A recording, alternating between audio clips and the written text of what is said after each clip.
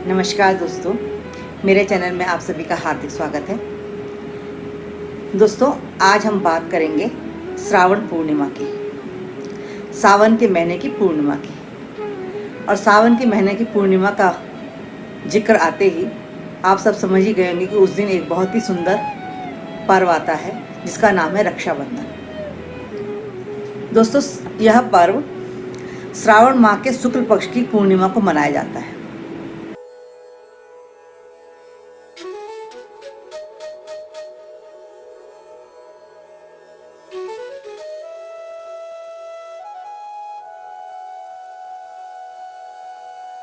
रक्षाबंधन के मुहूर्त में भद्रा सबसे पहले देखी जाती है। मुहूर्त में भद्रा नहीं होनी चाहिए। शास्त्रों के अनुसार रावण की बहन ने भद्रा में रावण को राखी बांधी थी और इस कारण ही रावण का विनाश हुआ था। इसलिए रक्षाबंधन के दिन भद्रा सबसे पहले देखी जाती है।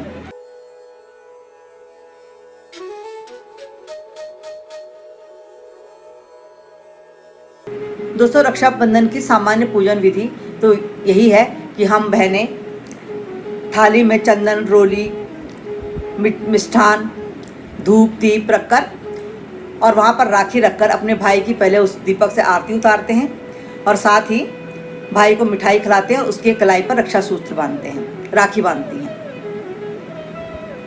दोस्तों, रक्षाबंधन के समय राखी बांधते समय एक बात का विशेष ध्यान देना चाहिए कि भाई भी अपने सिर पर कोई रुमाल वगैरह रख ले और बहन भी अपने सिर पर पल्लू रखकर राखी बांधे।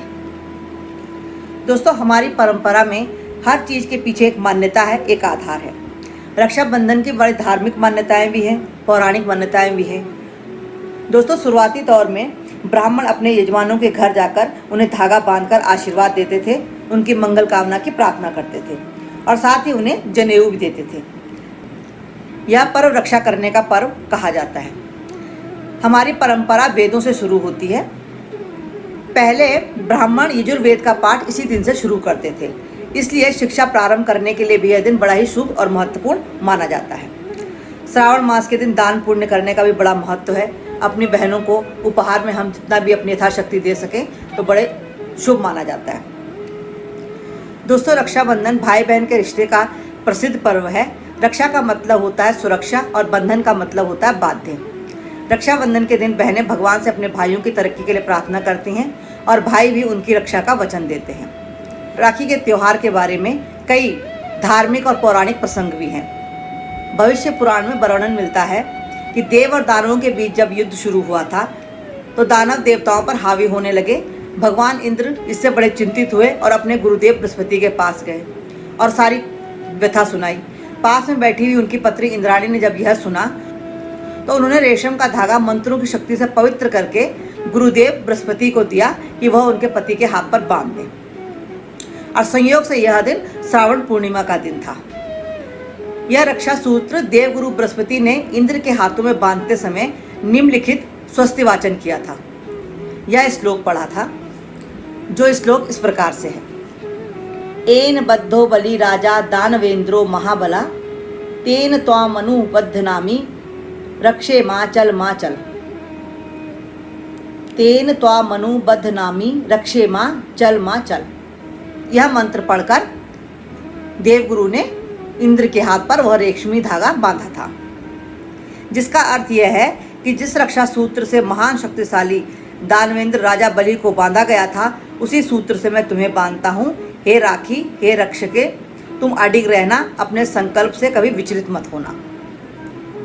इस रक्षा सूत्र का संबंध राजा बलि से भी स्पष्ट रूप से दृष्टिगोचर हो रहा है। श्रीमद् भागवत में रक्षाबंधन का प्रसंग कुछ इस तरह मिलता है। कहा जाता है कि जब दानवेंद्र राजा बलि ने 100 यज्ञ पूर्ण करके स्वर्ग का राज्य छीनने का प्रयत्न किया तो इंद्र आदि देवताओं ने विष्णु जी से प्रार्थना की। तब विष्णु जी वामन अवतार का रूप धारण करके राजा बलि से भिक्षा मांगने पहुंचे। गुरु के मना करने के बाद भी बलि ने 3 पग में भूमि दान कर दी। भगवान ने 3 पग में सारा पाताल धरती नापकर बलि को रसातल में भेज दिया। इस तरह भगवान विष्णु जी बलि राजा का अभिमान चूर चूर किया।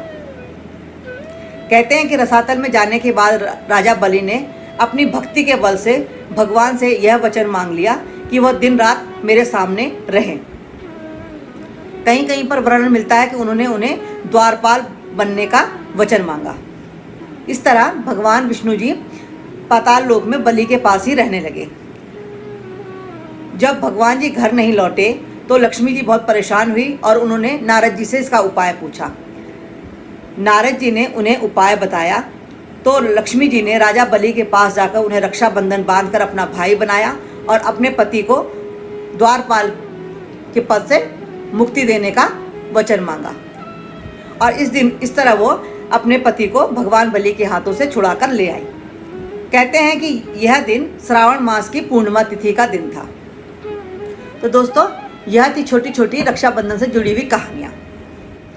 आशा है आपको रक्षाबंधन पर मेरी यह जानकारी पसंद आई होगी।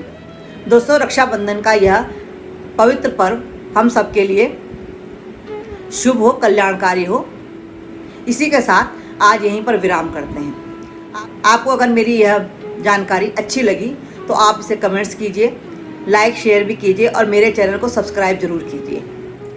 मिलते हैं अगली जानकारी के साथ।